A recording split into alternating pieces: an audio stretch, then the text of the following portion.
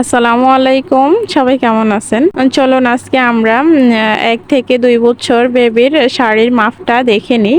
শাড়ির আঁচলের দিকে আমি ১৫ ইঞ্চি নিলাম, আর কুচির নিচের অংশে এবং আঁচলের নিচের অংশের দিকে আমি নিলাম ৭.৫ ইঞ্চি করে। আর এখানে খালি রাখলাম ১৪ ইঞ্চি, যেটা কুচির ভিতরে থাকবে, যেটা পেটিকোটের সাথে থাকবে। আর একদমই টোটাল শাড়িটা আমি নিলাম ৬.৫ হাত। আপনারা চাইলে ৬ হাত, ৬.৫ হাত অথবা ৭ হাত নিতে পারেন। আর ফুলটা হলো আঁচল থেকে মাপ দিয়ে যে লাস্টের ফুলটা হবে, এটা হবে পিঠে আর কি। এটা ৩২ ইঞ্চির মধ্যে ফুলটা হবে।